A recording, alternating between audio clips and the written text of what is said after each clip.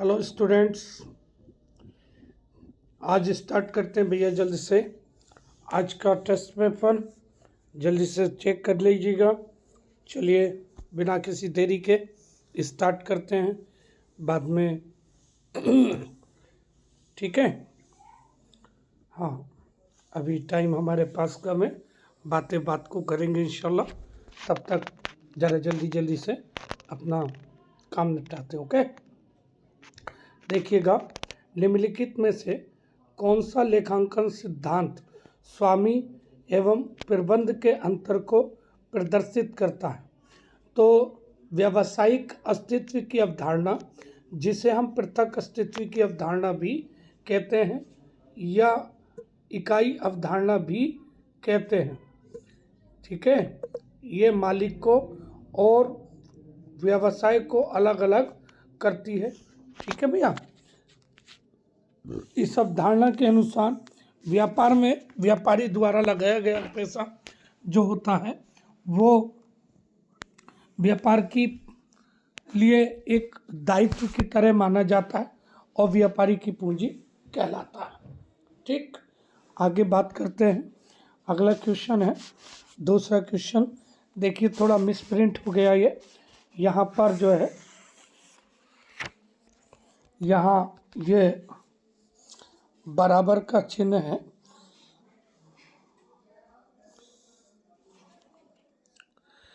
Capital बराबर assets plus liabilities, capital बराबर assets minus liabilities, ठीक। एसेट्स बराबर लायबिलिटीज बराबर कैपिटल, और यहाँ पर लायबिलिटीज माइनस बराबर कैपिटल। तो यहाँ पर जो है आपका राइट आंसर जो है वो क्या हो जाएगा भैया?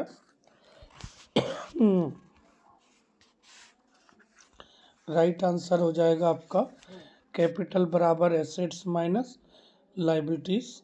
ये आपका राइट आंसर हो जाएगा बी।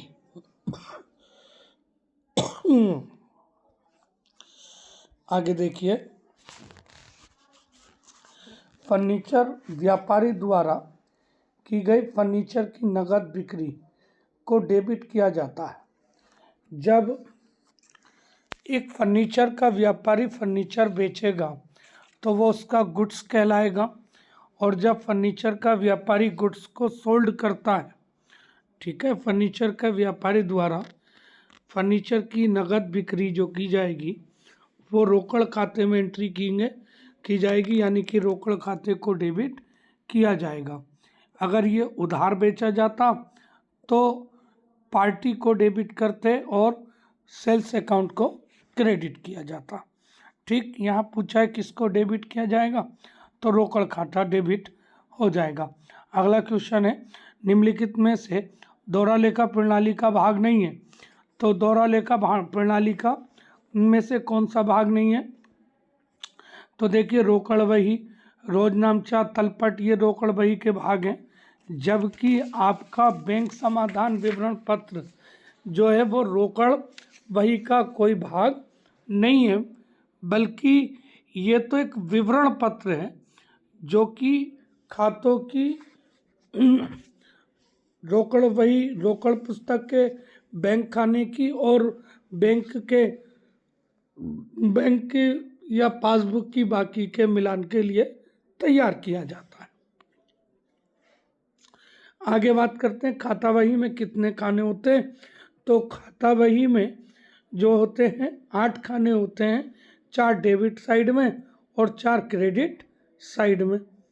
अगला क्वेश्चन देखिएगा, आंतरिक अंकेक्षक की योग्यता कंपनी अधिनियम की किस धारा में उल्लेखित है? तो अगर हम बात करें तो ये कंपनी अधिनियम 138 के अंतर्गत बताया गया है।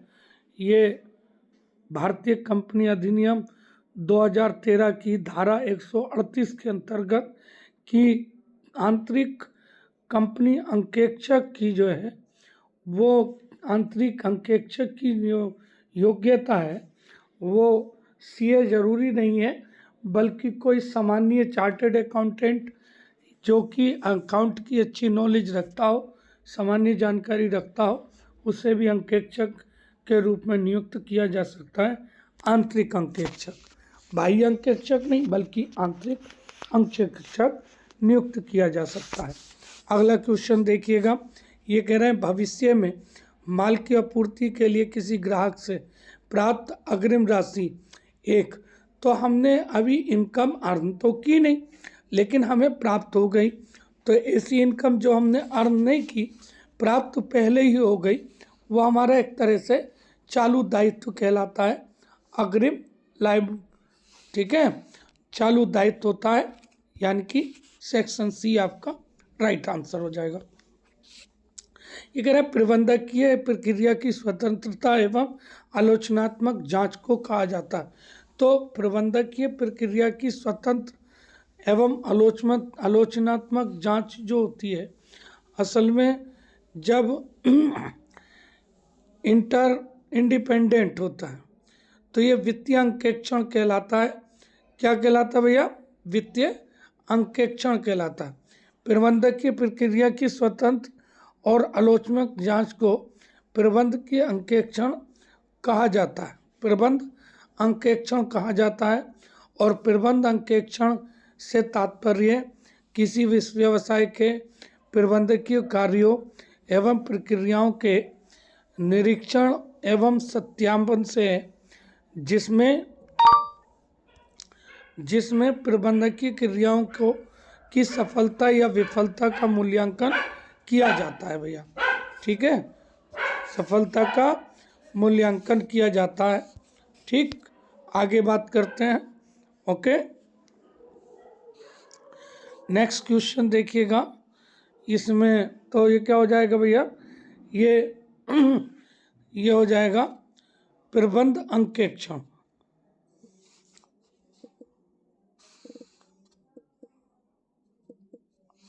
सी आपका राइट आंसर हो जाएगा।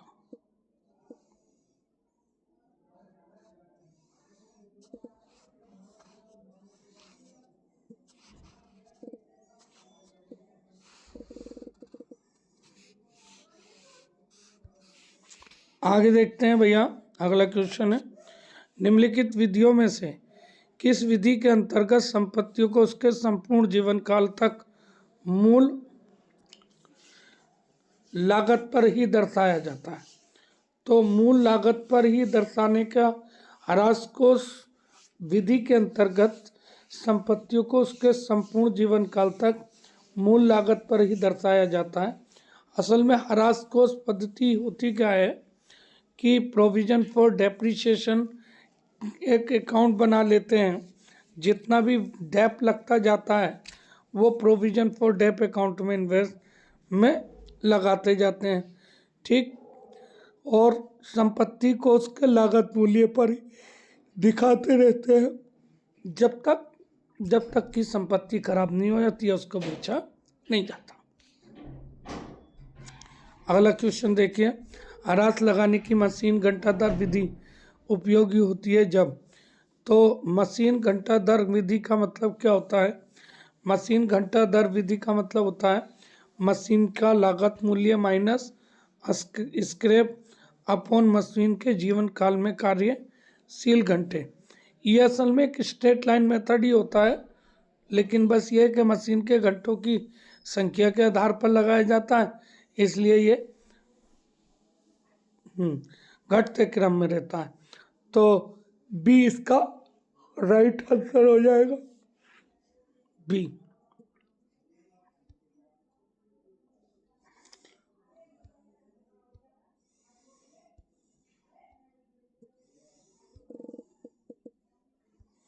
अगला क्वेश्चन देखिएगा, कर प्रबंध किया जाता है।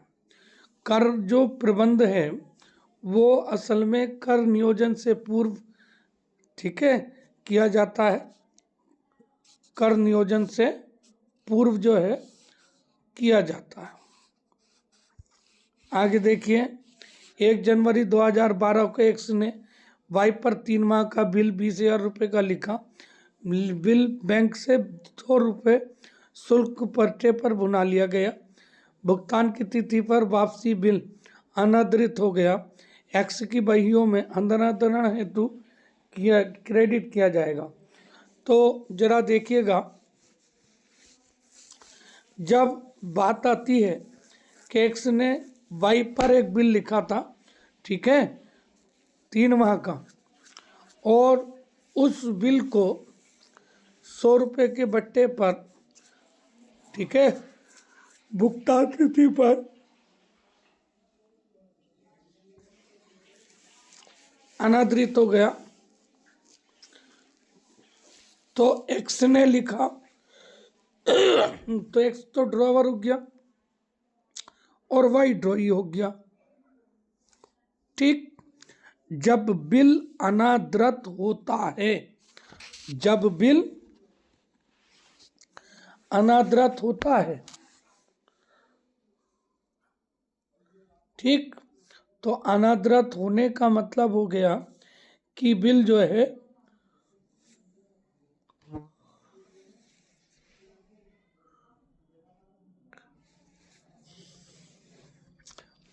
भुनाने पर, ठीक है, के बाद में जब बिल अनादृत हो जाता है, तो ऐसी दशा में जो ड्रॉई होता है, अगर आपने बैंक से बुना लिया तो drawee account debit to bank account, ठीक है, drawee account debit to bank account. अगर नोटिंग चार्ज होते हैं तो वो बिल की रकम में जुड़ जाते हैं, और अगर नोटिंग चार्ज नहीं होते तो वो बिल की रकम में नहीं जोड़े जाते। ठीक, तो ये आपका बी राइट आंसर हो जाएगा। बी यहाँ पर दिया है।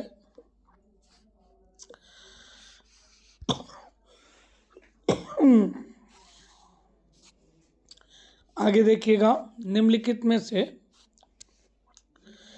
कौन एक शेष परीक्षण पत्र द्वारा उद्घाटित नहीं होगा? यानी कि जो तलपट है उसके द्वारा निम्न में से किसकी त्रुटि का पता नहीं चल पाएगा? तो कंपनसेशन एरर जो है उनका पता नहीं चल पाएगा। आगे बात करते हैं भैया, ये कह रहे हैं 1 जनवरी 2001 को 1,00,000 रुपए में क्रय की गई है मशीन, और घटती हुई दर पर 10% वार्षिक की दर से ह्रास लगाया जाता है। 31 दिसंबर 2004 को समाप्त होने वाले वर्ष के लिए लाभ हानि खाते में दिखाई जाने वाली मशीन पर ह्रास की धनराशि क्या होगी? तो देखिएगा, मशीन की लागत है 1,00,000 रुपये, ह्रास की दर 10% है। पहले साल में ह्रास निकालेंगे तो मशीन की लागत गुणा दर बटे 100 करके, तो ये हमारा 10,000 हो जाएगा। दूसरे साल का फिर निकालेंगे तो 1,00,000 में से 10,000 घटा के 90,000 का 10% 9,000 रुपये हो जाएगा। तीसरे साल का निकालते हैं तो तीसरे साल में क्या करेंगे, 19,000 रुपये घटाएंगे तो 81,000 बचेगा, तो यह आया 8100 रुपये का। ठीक है, क्या आया? 8100। तो कुल मिलाकर के कितना हो गया भैया? संपत्ति का मूल्य कितना रह जाएगा? 72,900। क्या पूछा है इसमें? देखिए,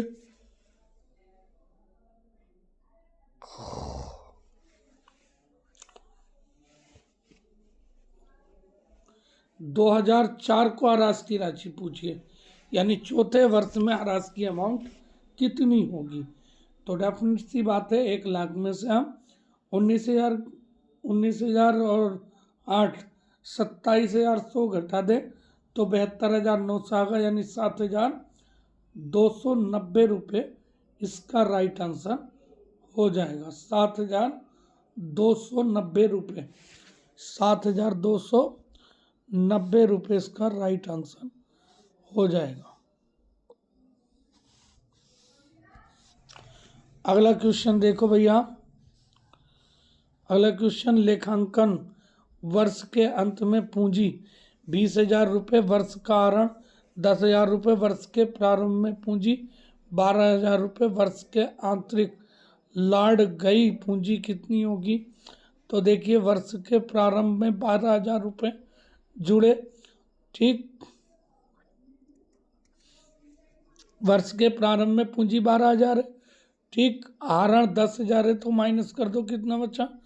2,000, ठीक। और यहाँ पर ये कहा है बेटा लेखांकन वर्ष के अंत में पूंजी 20,000, ठीक, वर्ष के अंत में पूंजी 20,000 है, वर्ष के अंत में 20,000 है, तो क्या हो जाएगा भैया? 12,000 प्लस 14,000, ठीक है, प्लस लाभ माइनस क्लोजिंग स्टॉक। अब इसको सिंप्लीफाई कर लेंगे तो ये 20,000 बराबर 16,000 प्लस लाभ आ जाएगा, ठीक। इसको जब पक्षांतर करेंगे तो 2 लाख बराबर 4,000 हो जाएंगे, ठीक, 4,000 रुपये इसका आंसर हो जाएगा।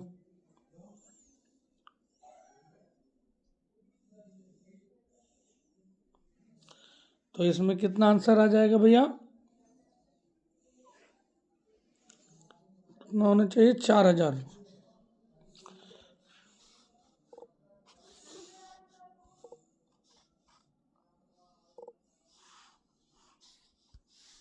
अगला क्वेश्चन देखते हैं भैया, ये कह रहे हैं कि स्कंद में निम्नलिखित सम्मिलित नहीं है।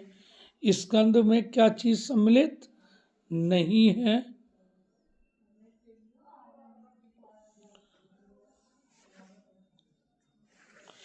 देखिएगा,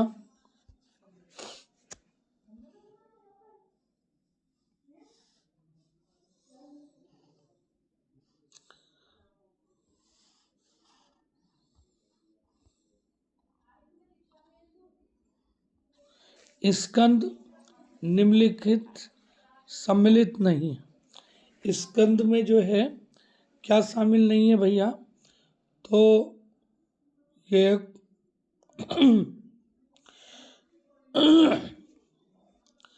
तो देखिएगा स्कंद में जो है क्या शामिल नहीं होता भैया? माल जो बेचा जा चुका है परंतु क्रेता की सुपुर्दगी की जानी, तो इस कंडीशन में, ठीक है,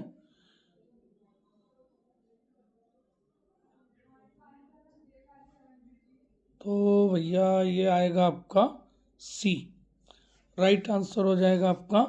माल जो बेचा जा चुका है परंतु क्रेता को सुपुर्दगी की जानी है, तो ये आपका सी राइट आंसर हो जाएगा। सी बिल्कुल एक्यूरेट।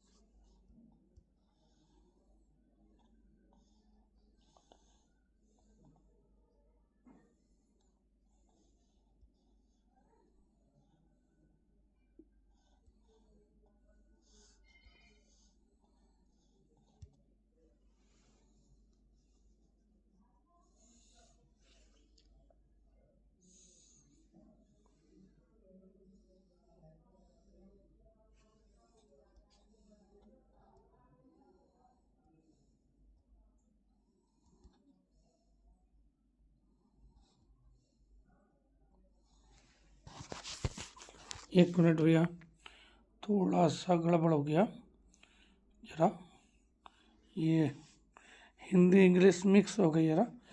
ये इंग्लिश में सी जो है goods which have been sold but are yet to be deliver to the buyer.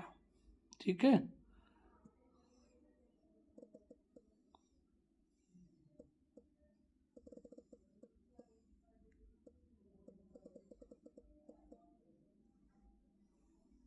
ये इसका राइट आंसर हो जाएगा। आगे बात करते हैं भैया, यदि बिक्री 14,900 रुपये, सकल लाभ 3,300 रुपये, शुद्ध हानि 500 रुपये है। ठीक है, सकल लाभ 3,300 रुपये, शुद्ध हानि 500 रुपये है।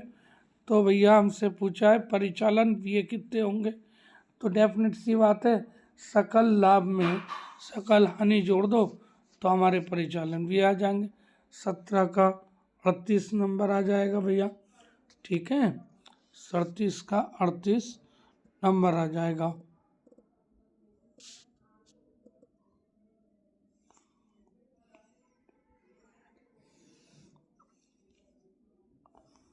और 300 आ जाएगा ये।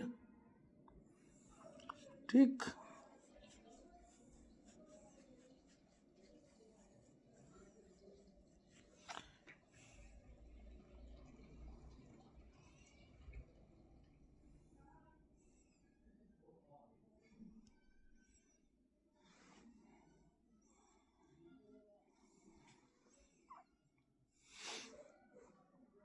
सत्रह का देखेंगे भैया तो ये आपका भी आ जाएगा 3,800 रुपया। ठीक, आगे बात करते हैं। अगला क्वेश्चन देखिएगा भैया, क्या कहा है अगले क्वेश्चन में।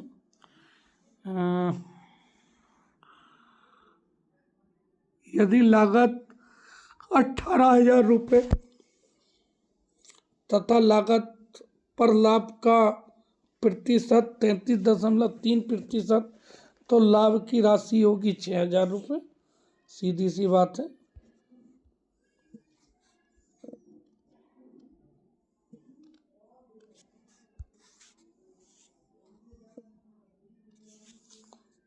आगे बात करते हैं भैया, ये राइट आंसर हो जाएगा 6,000। अगला क्वेश्चन, निम्नलिखित में से कौन एक अमूर्त संपत्ति नहीं है, तो इनमें से कौन सी अमूर्त संपत्ति नहीं है। देनदार अमूर्त संपत्ति नहीं है भैया। फटाफट आगे देखिए, पट्टेदार द्वारा लघु कार्य की राशि को वसूल किए जाने की दशा में पट्टेदाता किस, ठीक है, पट्टेदार द्वारा लघु कार्य की राशि को वसूल किए जाने की दशा में पट्टेदार डेबिट कर, ठीक है, डेबिट करता है। पट्टेदार द्वारा लघु कार्य की राशि को, ठीक है, लघु कार्य की राशि की बात चल रही है, तो मैंने आपको बताया था पट्टेदार द्वारा लघु कार्य की राशि को वसूल जो है एक निश्चित समय में कर सकता, अगर वो उस निश्चित समय में सर्कल नहीं कर पाता है तो क्या हो जाएगा भैया, ये 20 का सी हो जाएगा। ये हो जाएगा आपका अधिकार शुल्क संचित खाता, अधिकार शुल्क संचित खाता हो जाएगा भैया। अगला क्वेश्चन देखते हैं भैया, ये कहना है पट्टेदार की पुस्तक में वसूल न हुई लघु कार्य की राशि को हस्तांतरित कर दिया जाता है। तो जब पट्टे पर वसूल न हुई लघु कार्य राशि होती है तो उसको हस्तांतरित किया जाता है भैया। ये 21 का डी आ जाएगा। आगे देखिएगा तो ये डी हो जाएगा। अगला क्वेश्चन देखें,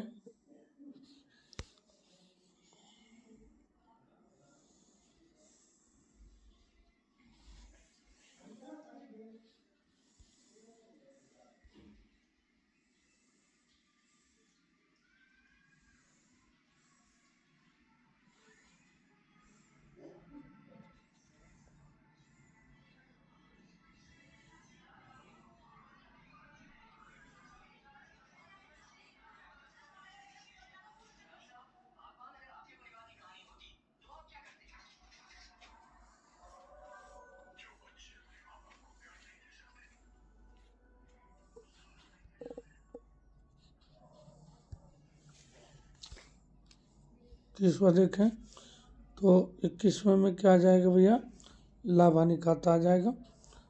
आगे बात आती है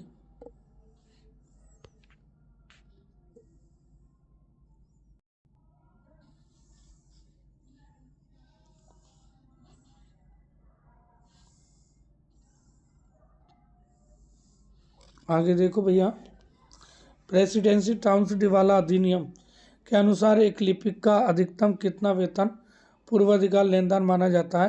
प्रेसिडेंसी की बात चल रही है तो ये 300 रुपये होता है, और जबकि प्रोविंशियल की बात चलती भैया तो ये प्रोविंशियल में जो है मैक्सिमम बस 20 रुपये है। आगे देखिएगा भैया, अगला क्वेश्चन है, ठीक, ये कह रहा है आग की तिथि के अनुसार स्कंद की राशि का क्या होगा। प्रारंभिक स्कंद इतना, क्रय इतना, विक्रय इतना है, ठीक है। तो यहाँ पर देखिएगा हम क्या करेंगे, या तो अकाउंट बना करके निकाल लें, नहीं तो सीधी सी बात है कि दो तरीके, या तो अकाउंट में या फिर वैसे निकाला जाए। तो opening stock plus purchase plus gross profit minus closing stock कर देंगे तो हमारा आंसर आ जाएगा भैया, है नहीं। तो लाभ की दर 20% दे रखी है, 20% 1 लाख का 20,000, तो 20,000 प्लस 30,000, ठीक, प्लस बात आती है क्रय की, तो देखिएगा कितना आएगा। ये कह रहे हैं कि 20% लाभ पर बेचा जाता है। क्या करा जाता है, 20% लाभ पर बेचा जाता है की राशि क्या होगी यदि प्रारंभिक स्कंद जो है 30,000, क्रय 60,000, ठीक, तो क्रय 60,000 हो गया, ग्रॉस प्रॉफिट 20,000 हो गया, तो ये 1,10,000 हो गया, 10,000 रुपये आपका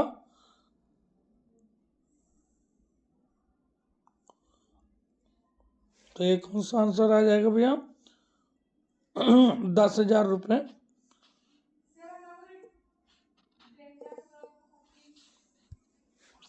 आगे देखो बेटा, अगला क्वेश्चन है, जीएसटी लागू करने वाला देश का अंतिम राज्य, जीएसटी जो है लागू करने वाला देश का अंतिम राज्य कौन सा है भैया। तो जीएसटी लागू करने वाला देश का अंतिम राज्य जम्मू एंड कश्मीर है, ठीक, जम्मू एंड कश्मीर में सबसे लास्ट में लागू हुआ था। आगे देखिएगा भैया, which is the last state in the country to implemented GST, GST लगाने के अंतिम आधार क्या है भैया, तो ये भी है जम्मू एंड कश्मीर, तो ये तो हो गया यार। आगे देखो, टाटा कंपनी लिमिटेड के लिए अंकेक्षण जो है वो एक आवश्यकता है, अनिवार्यता है, ठीक, हाँ, ये अंकेक्षण के लिए जो है, इसके लिए अंकेक्षण अनिवार्य है, ठीक है भैया।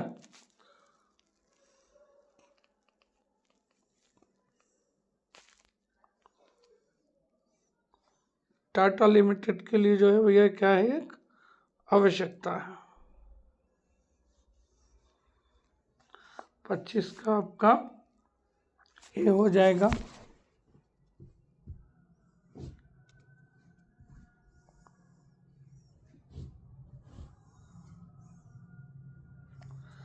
आगे देखिए,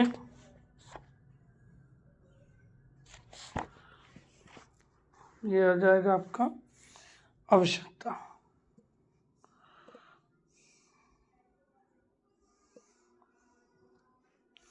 आगे देखिएगा भैया, भारत में लेखांकन बोर्ड का गठन कब किया गया, 1977 में किया गया। कुछ सोचने वाली समझने वाली बात ही नहीं है। एक व्यापारी अपने लाभ का 20% भाग सामान्य संचय में अंतरित करता है, ऐसा वे किस अवधारणा के आधार पर करता है।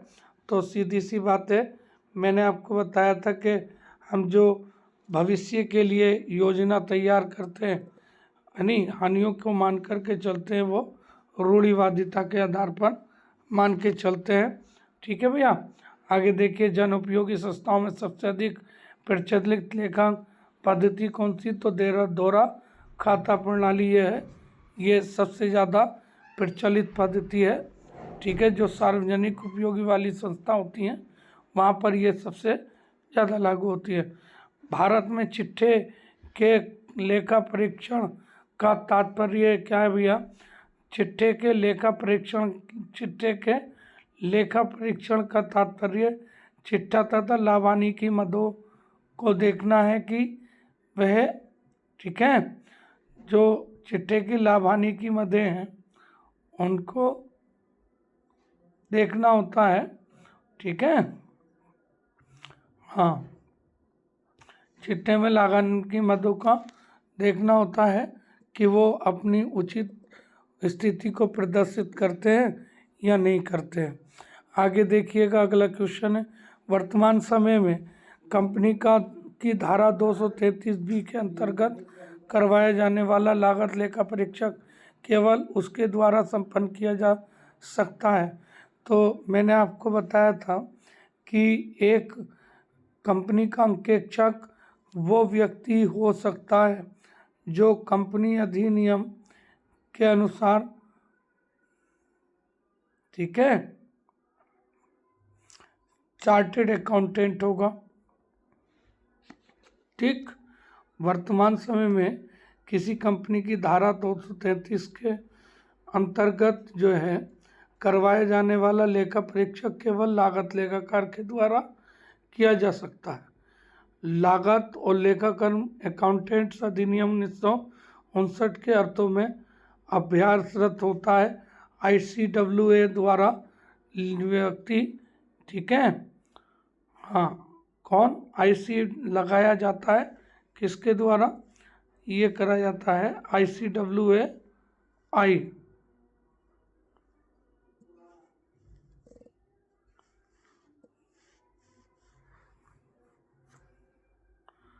आगे देखिए भैया, ये निम्नलिखित में से किस प्रकार की संस्थाओं में एक स्वतंत्र वित्तीय अंकेक्षक कानून अनिवार्य है? तो वित्तीय अंकेक्षण कानूनन अनिवार्य जो है वो कंपनियों की दशा में है, अन्य किसी दशा में कंपलसरी नहीं है। ठीक है, तो यहाँ पर बात करते हैं हम, तो ये क्या हो जाएगा भैया कि किसी प्रकार के संस्थाओं में एक स्वतंत्र व्यक्ति अंकेक्षण कानून व्यवस्था, ठीक है, कानून अनिवार्य है भैया। तो ये हो जाएगा हमारा कंपनियों के लिए अनिवार्य है। आगे देखोगे भैया, अगला क्वेश्चन देखिए, आश्रित शाखा में नकद विक्रय को किस खाते में दिखाया जाता है? आश्रित शाखा में नकद विक्रय जो होता है वो कहाँ जाता है भैया? ये शाखा खाते के अंतर्गत जाता है। ठीक है, उधार बिक्री जो है वो देनदारों में दिखाई जाती है और नकद बिक्री जो है वो रोकड़ पुस्तक में जाती है, यानी आगम व शोधन खाते में। ठीक है, शाखा खाते में। ठीक है, आगे देखिएगा, ये कहना है जब एक विभाग से दूसरे विभाग में माल का हस्तांतरण किया जाता है, ठीक है, तो कौन सा खाता डेबिट होता है? जब एक माल से दूसरे स्थान को माल भेजेंगे, ठीक है, माल प्राप्ति विभाग जो है को डेबिट किया जाएगा।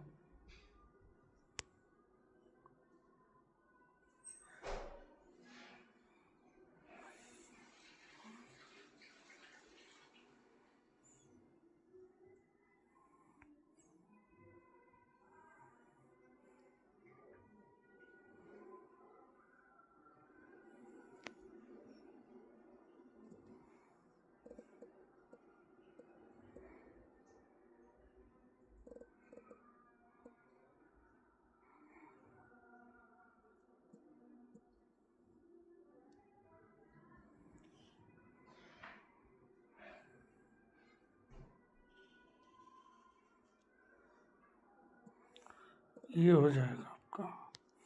आगे देखिएगा,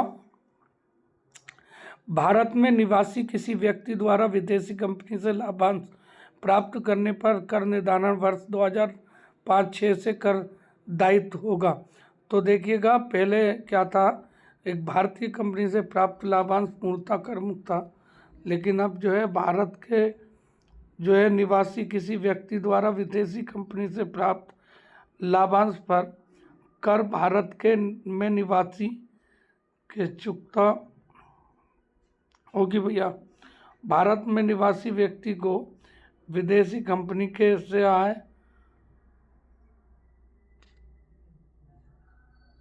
ठीक है, हाँ, भारत निवासी को चुकता होगा। ये भारत में निवासी व्यक्ति को विदेशी कंपनियों से प्राप्त लाभांश की राशि कर योग्य होगी, ठीक है।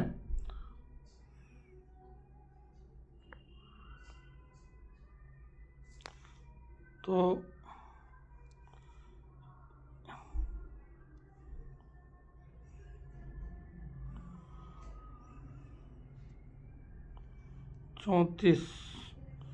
क्वेश्चन नंबर 34 का भैया, भारत में निवासी किसी व्यक्ति द्वारा, तो ये सी आपका सही राइट आंसर हो जाएगा। आगे देखिए भैया, अगला क्वेश्चन देखते हैं। पाकिस्तान की कृषि भूमि से आय कर योग्य होगी, तो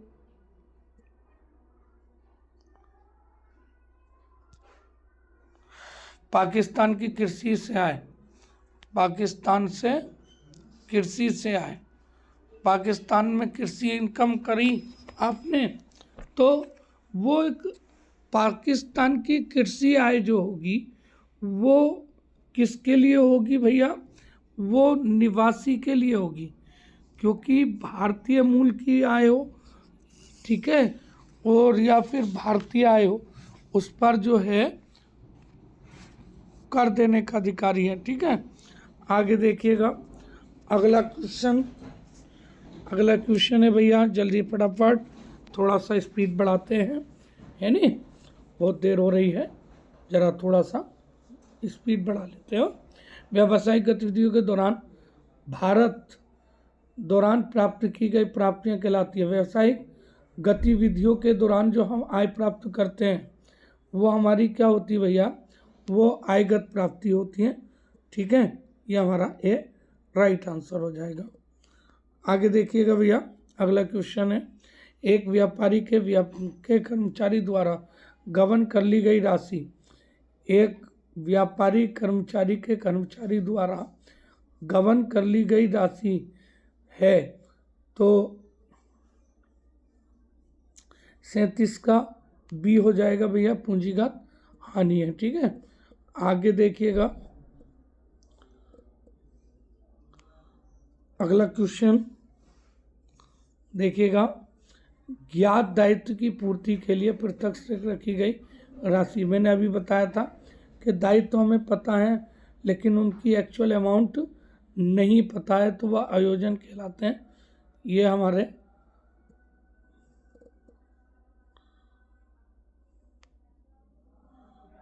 तो ये आयोजन होता है। आगे देखिएगा, निम्नलिखित में से कौन सा एक व्यक्तिगत खाता है, तो व्यक्तिगत खाता कौन सा है भैया, ये देखना, आइडेंटिफाई करनी है। तो देखिएगा, उपार्जित किराया जो है ये व्यक्तिगत खाता होता है, ठीक है। आगे देखो, अगला क्वेश्चन है भैया, देखिए, सामान्य वित्तीय लेखा नियम 258 के अंतर्गत जहां किसी अवार्ड के अधीन किसी व्यक्तियों को भुगतान किया जाना है, वहां प्रारूप गे के स्थान पर कौन से प्रारूप में निस्तारण पंजी उपयोगी ले जाएगी भैया। तो यहाँ देखिएगा, जो 25 जब हम सामान्य वित्तीय नियम की बात करते हैं, जीएफआर की बात करते हैं, तो जीएफआर का 258 में हम क्या करेंगे बेटा,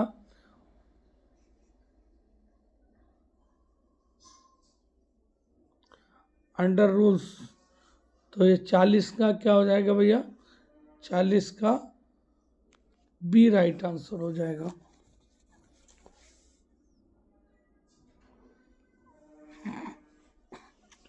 प्रारूप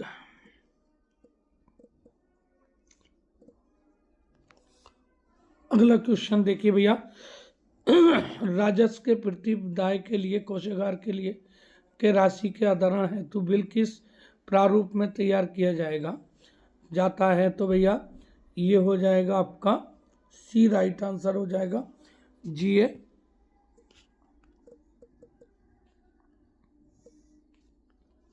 अगला क्वेश्चन देखिए भैया, सामान्य वित्तीय नियम एवं लेखा नियम के किस नियम में सार्वजनिक परियोजनाओं के लिए अव्यक्ति द्वारा, ठीक है, भूमि के लिए क्षतिपूर्ति का भुगतान करने हेतु अवार्ड जाने वाली प्रक्रिया का उल्लेख किया गया है। तो ये जो है हमारा 42 में जो है ये किया गया है। ओके, अगला क्वेश्चन देखिएगा, सामान्य किस प्रपत्र के माध्यम से सरकारी लेखा शीर्षकों में चालान द्वारा राशि जमा कराई जाती है। चालान द्वारा जो राशि जमा कराई जाती है वो किसके द्वारा कराई जाती है भैया, तो ये जो होती है ये बी प्रपत्र GA 15 के अंतर्गत आता है। ठीक है भैया, अगला देखो, सामान्य वित्तीय लेखा नियम 115 के अनुसार प्रत्यक्ष लेटर ऑफ क्रेडिट व्यापक लैप्स हो जाता है। तो क्या होता भैया, व्यापार क्रेडिट परचेस के लिए क्या होता बेटा, डी इसका राइट आंसर हो जाएगा। देखिएगा,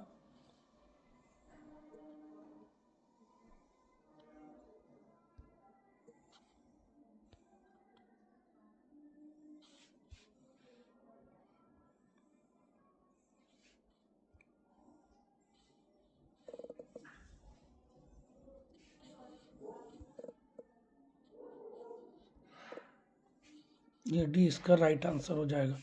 आगे देखिए बेटा, अगला क्वेश्चन है, किसी आहरण एवं वित्तीय अधिकारी द्वारा वित्तीय वर्ष की तिमाही के लिए जारी किए गए चेक की वैधता अवधि होती है। तो भैया वैधता अवधि जो होती है ये संबंधित वित्तीय वर्ष की 31 मार्च तक होती है भैया। 45 का आपका जो है बी राइट आंसर हो जाएगा। ठीक है, आगे क्वेश्चन देखिएगा, GF और AR का नियम 4। तो GF एवं आर 46वें क्वेश्चन की बात कर रही है। GF और AR के लिए नियम 4 जो है वो क्या है बेटा, सदेही के निराकरण में अस्वीकार से संबंधित है बेटा।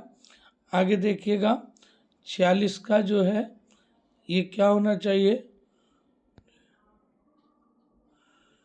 46 में देखिए संदेह निराकरण 46 क्या होता भैया, डी।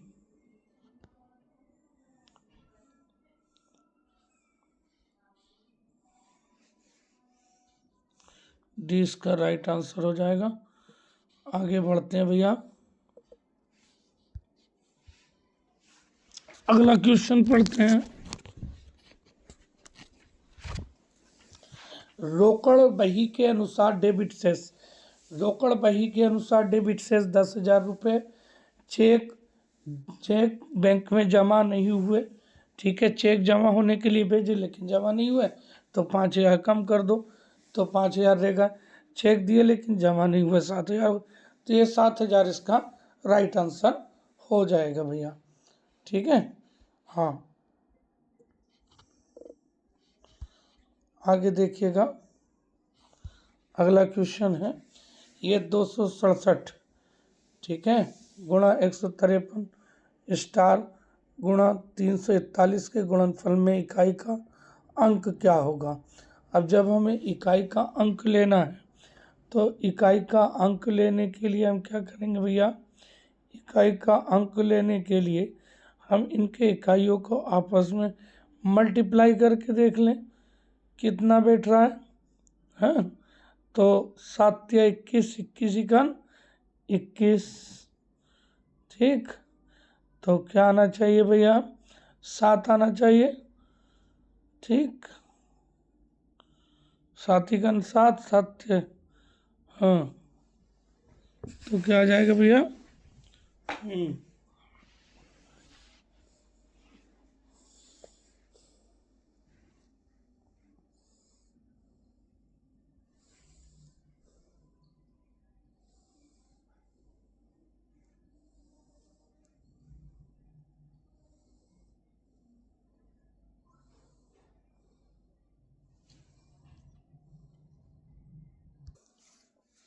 देखो बेटा, ये क्वेश्चन आपका गलत हो गया है।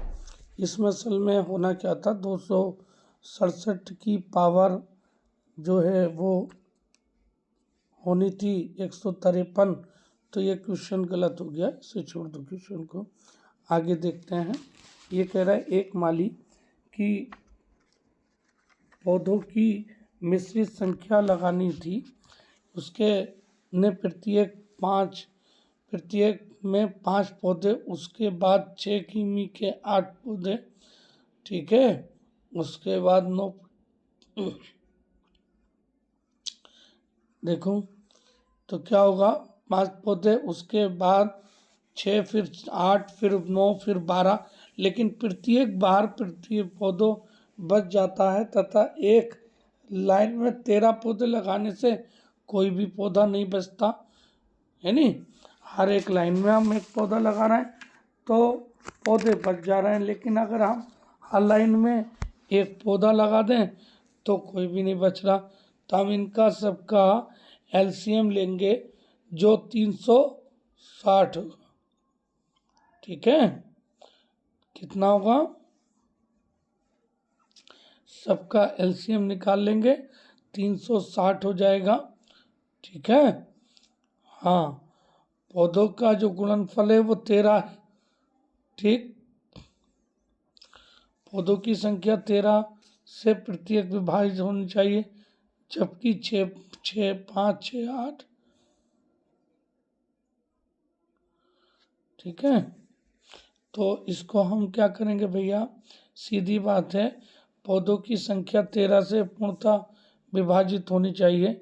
अगर इन सब का योग में विभाजित करने पर एक शेष जाना चाहिए, तो हम शेष जो है क्या हो जाएगा भैया, पौधों की अभिष्ट संख्या जो हो जाएगी 360 गुणा 10 1, कितना हो जाएगा भैया, 360 हो जाएगा।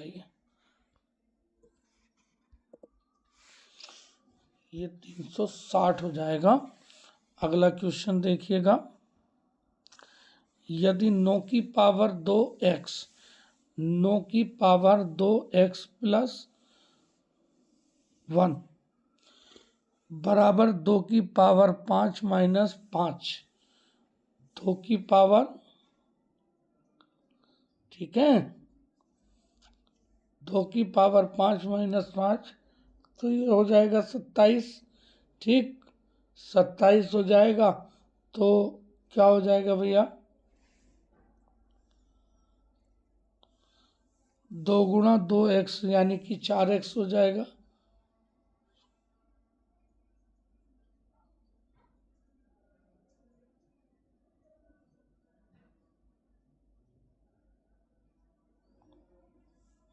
आगे देखिएगा, इसमें थोड़ा सा जरा विलंब हो गया था, तो ये हो जाएगा 9 की पावर x, सॉल्यूशन करने में थोड़ा सा टाइम लग गया भैया इस वाले क्वेश्चन को।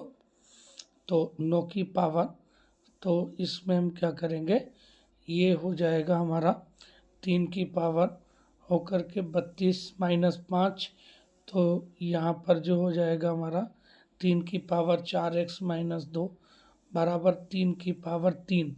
ठीक भैया। अब यहाँ पर क्या हो जाएगा, हम 3 की पावर अब करेंगे 3 की पावर जो था 2x था, इसको हम ठीक करेंगे। ठीक है, तो जब इसको पक्षांतर करा जाएगा तो 3 2 दूनी 4, 4x हो जाएगा। अब 3 से 3 कट जाएगा तो ये बचेगा 4x माइनस 2 बराबर 3। 4x बराबर लेंगे तो 5 हो जाएगा, x बराबर 5/4 इसका राइट आंसर हो जाएगा। 5/4 यानी कि सी राइट आंसर हो जाएगा इसका। ठीक है भैया, हाँ ये हो जाएगा। थोड़ा सा सॉल्यूशन में टाइम लगा। दो बहुभुजों के कोण 3/2 का अनुपात में पहले बहुभुज की भुजाएं दूसरे बहुभुज की भुजाओं की दोगुनी है। बहुभुज में भुजाएं कितनी है भैया, तो ये मैंने आपको बताया था कि किसी बहुभुज में अगर हमें कोणों की संख्या निकालनी हो, ठीक है, अंत्य कोणों निकालने हो तो n-2/n, ठीक है, हाँ, इंटू 90 वाला फार्मूला बताया था मैंने आपको।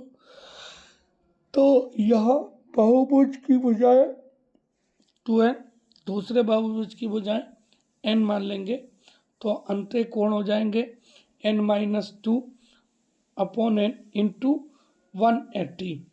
इस फार्मूले में फिट करेंगे, इनका अनुपात निकालेंगे तो ये 3:2 हो जाएगा। ठीक है, 3:2 निकल आएगा। ठीक, अब 3:2 निकालने के जब हम इसे सॉल्व करेंगे, ठीक है, तो ये अंततः हमारा n बराबर 4 आ जाएगा। तो भुजा जो है वो 4 और 8 हो जाएंगी, 4 और 8 हो जाएंगी भैया। ये आपका राइट आंसर हो जाएगा। आगे देखिएगा, एक बेलनाकार स्तंभ का जो वक्र प्रस्थ 264 है, ठीक है भैया, और बेलन का आयतन जो है वो 924 है। ठीक है, अब ये कह रहे हैं, क्या कहा है कि इसकी व्यास की का इसकी ऊंचाई से अनुपात कितना होगा।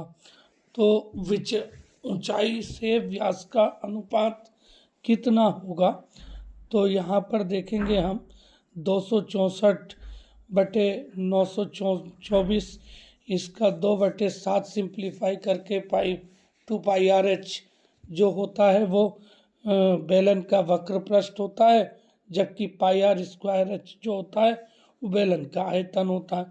तो ये हो जाएगा 22/7 बराबर 2/7। ठीक, आगे बात समझें तो r बराबर 7 हो गया। अब इसकी पृष्ठ की संख्या निकालेंगे तो यह हमारा हो जाएगा आपका 2πr/h बराबर, ठीक, तो 2πr/h की वैल्यू हो गई हमारी 264h बराबर 6। अब संख्या को इसमें रखेंगे तो व्यास बटे ऊंचाई यानी 2r/h, ठीक, तो ये कितना हो जाएगा 7/3 इसका आंसर हो जाएगा भैया। ठीक है, त्रिज्या हमारी 7 हो गई, वो h हमारा 3 आ गया था। h6 था, जब हम वैल्यू पुटअप करेंगे 2 से 6 3 बार कट जाएगा तो 7/3 इसका राइट आंसर हो जाएगा। तो ये हो जाएगा 7:3। तो 7:3 कहाँ पर मैच करा ये देख लेते हैं। 7:3 का मैच ए में करा भैया, ये हमारा ए राइट आंसर हो जाएगा। ठीक है, आगे बात करते हैं भैया। ये कह रहे हैं एक गोले का आयतन पहले से 8 गुना हो जाता है तो उसकी त्रिज्या कितनी कर दी जाएगी। मतलब पहले गोले का आयतन कितना था, ठीक है, आयतन पहले से 8 गुना हो जाता है। ठीक है, तो हमें नहीं पता आयतन कितना, तो हमने मान लिया आयतन V है और त्रिज्या R है। ठीक, अब नया आयतन 8F हो जाएगा। तो मानी त्रिज्या R है, तो इससे वैल्यू पुटअप करेंगे। आयतन जो होता है वो 4/3 पाई आर क्यूब होता, 8 गुणा 4/3 पाई आर क्यूब हो जाएगा। और आर क्यूब बराबर जो हो जाएगा वो 2r1 की पावर 3, 2r बराबर जो है क्या हो जाएगा भैया, आर की वैल्यू निकाल लेंगे तो ये हमारी आर की वैल्यू निकल आएगी। तो 8 चौक 32/3, ठीक है। तो ये कट जाएगा 4 3 से पाई आर स्क्वायर क्यूब बराबर ये कट जाएगा। तो ये आपका आर थ्री बराबर 2 पाई आर की 3 हो जाएंगी, आर बराबर 2r पाई 2r1 हो जाएंगे। ठीक है, तो त्रिज्या को दुगना कर दिया गया। ठीक है, त्रिज्या को क्या कर दिया जाएगा, दुगना कर दिया जाएगा, 2 गुना कर दिया जाएगा। ओके, ये इसका राइट आंसर हो जाएगा, 2 गुना कर दिया जाएगा। आगे देखिए, अब दोबारा समझा दूँ, यानी कि 8 V था आयतन, ठीक है, और त्रिज्या R थी। तो भैया अब नया आयतन अगर उसकी 8 बढ़ा दी जाए तो 8F हो जाएगा, त्रिज्या जो होगी वो R कहलाएगी।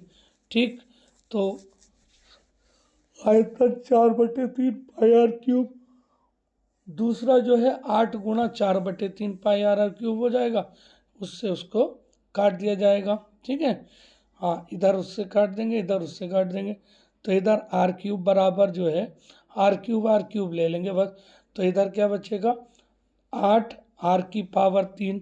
अब 8 आर की पावर 3 के लिए हम करें तो यहाँ पर जो है 2 R1 की पावर 3 R1, ठीक है, हाँ, तो R1 बराबर जो हो जाएगा वो 2 पाई R1 हो जाएगा, 2 पाई R1। ओके, यानी कि दुगनी त्रिज्या जो है वो दुगनी हो जाएगी। ओके, अगला क्वेश्चन देखिए भैया, ये थोड़ा सा मिसिंग हो गया, 55, ये गड़बड़ हो गया, 54, क्वेश्चन नंबर 54 गायब हो गया इसमें। चलो 55 आ गया, 55 देखते हैं। ये कह रहे हैं कि if 15 is subtracted from A number, the number decrease by 80%, what is 40% of the numbers. ठीक है, तो यहाँ पर देखिएगा, यहाँ पर क्या करेंगे, x-15 बराबर x गुणा 80/100। ठीक, फिर नई लाइन से x-15 गुणा 20/100, इसको फिर हम सिंप्लीफाई करेंगे। हाँ, तो ये आ जाएगा हमारा x-x इंटू 80/x। तो फिर नए फार्मूले से लिखेंगे x-x, तो x-x, ठीक है, तो x-15 बराबर x-x गुणा 80/100। जब सिंप्लीफाई करेंगे तो x-15 बराबर 20x/100। ठीक, अब x के x से x को घटा दिया जाए, ठीक है, तो घटा दिया जाए तो इसमें क्या हो जाएगा कि x-15 बराबर 20x/100। अब जब हम 20x/100 करेंगे तो क्या हो जाएगा भैया, यहाँ पर ये 20 से इसे काट देंगे तो x/5 हो जाएगा। तो इसको पक्षांतर करने पर 5x माइनस 75, है नी, 5x माइनस 75 बराबर x। तो इधर x ला करके ये हो जाएगा 4, तो x की जो वैल्यू हो जाएगी 75/4, यानी कि 7.5 रखा। ठीक है, 7.5 इसका लगभग आंसर आएगा। ठीक। हाँ, तो इसका 7.5 कायम आना चाहिए भैया बी। देखो कायम आना चाहिए 7.5 बी में आना चाहिए ना, और कहीं नहीं आएगा। आगे देखिए भैया, अगला क्वेश्चन है एक इलेक्ट्रॉनिक फाइल है जो विशिष्ट रूप से इंटरनेट पर व्यक्तियों को वेबसाइट की पहचान कराती है और सुरक्षित गोपनीय संचार को सक्षम बनाती है। ठीक है, तो डिजिटल प्रमाण पत्र। ठीक है, क्या होता है भैया? डिजिटल प्रमाण पत्र होता है। ओके, ये होता है आपका डिजिटल प्रमाण पत्र होता है। ठीक है, आगे देखें भैया 57 सूचना प्रौद्योगिकी अधिनियम। ठीक है, सूचना प्रौद्योगिकी अधिनियम कब लागू हुआ? तो सूचना प्रौद्योगिकी अधिनियम 17 अक्टूबर 2000 को लागू हुआ था। 17 अक्टूबर 2000 को। ये आपका सी राइट आंसर हो जाएगा। 17 अक्टूबर 2000 को सी राइट आंसर है आपका।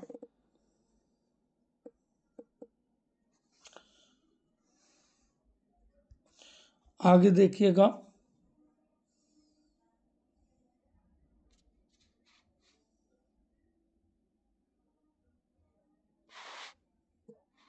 आगे देखिए इंटरनेट पर भेजी गई जानकारी सेट का उपयोग करती है आमतौर पर नियमों के।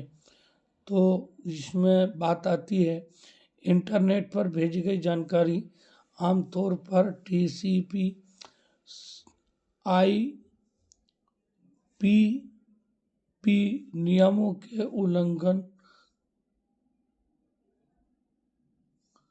ठीक है, तो यहाँ पर जो है ये आपका इंटरनेट पर भेजी गई जानकारी सेट का उपयोग करती है आमतौर पर। तो ये जो आमतौर पर करती हैं भैया, इंटरनेट पर भेजी गई जानकारी आमतौर पर टीसीपी आईपी नियमों का उल्लंघन कर। ठीक है, हाँ, तो ए इसका राइट आंसर हो जाएगा। आगे देखिएगा भैया, अगला क्वेश्चन आता है ये एक ऐसा व्यक्ति जो या तो उसकी अतिक्रमण करता है या कंप्यूटर सिस्टम में सेंध लगाता है। तो ये क्या होता है कि ऐसा व्यक्ति जो सेंध लगाता है हैकर कहलाता है। क्या कहलाता है भैया? हैकर कहलाता है। हैक जो कर लेते हैं ईमेल जिसमें बेकार सामग्री वे तो ईमेल जिसमें बेकार सामग्री होती है उसे कहा जाता है। ईमेल जिसमें बेकार संपत्ति होती है भैया, तो उसे जो है क्या कहा जाएगा भैया? जंक ईमेल कहा जाएगा। Junk email.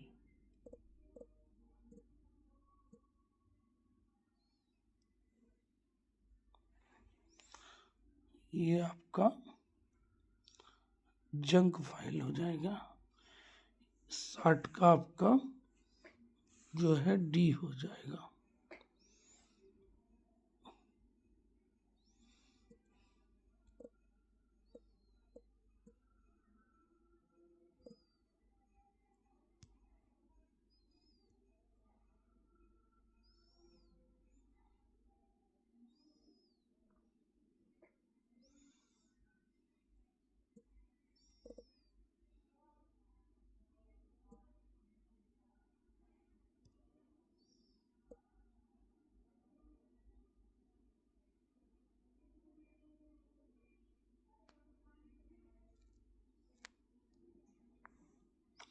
आगे देखिए, भारत ने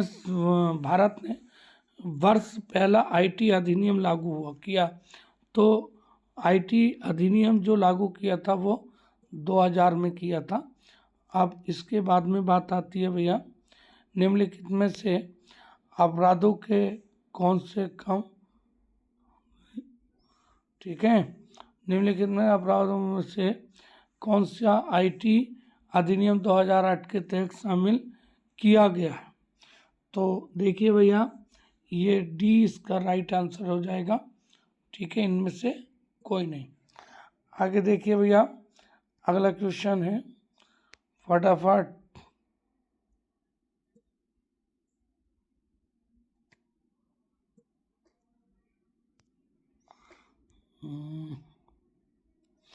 ये कह रहे हैं कि निम्नलिखित अपराधों में से कौन सा आईटी संशोधन 2008 के तक शामिल नहीं किया गया था। तो ये जो है चाइल्ड ग्राफ, यार ऑप्शन तो भैया जी इसमें गायब है भाई, इसमें तो नहीं आने वाला, इसमें तो ऑप्शन ही नहीं है वो।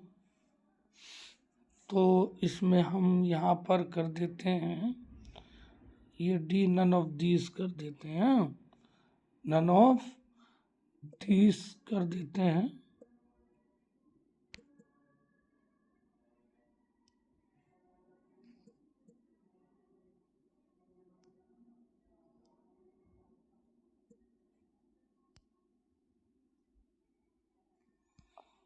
अगला क्वेश्चन था इसका सार्वर नन ऑफ दीज वाला, इनमें से कोई नहीं।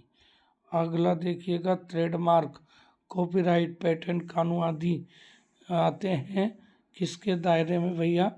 तो देखिएगा ये जो आते हैं वो यानी कि आपके बौद्धिक संपदा, इंटेलेक्चुअल प्रॉपर्टी के अंडर में आते हैं भैया। अगला क्वेश्चन देखिए, निम्नलिखित में से कौन सा ई कॉमर्स का सिद्धांत नहीं है। तो ई कॉमर्स का जो है ना, वो कौन सा सिद्धांत नहीं है ये बताना है। गोपनीयता, अखंडता, प्रामाणिकता, ये सब है, लेकिन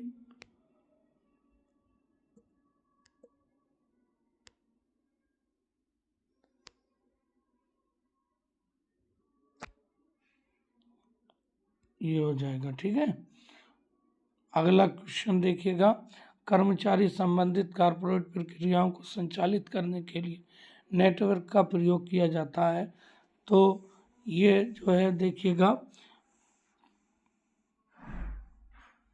ये आपका हो जाएगा भैया, ये बी आंसर हो जाएगा।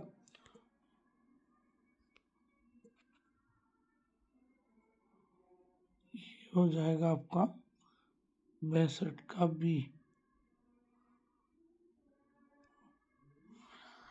62 का बी हो जाएगा भैया। ये आपका कंप्लीट हो गया।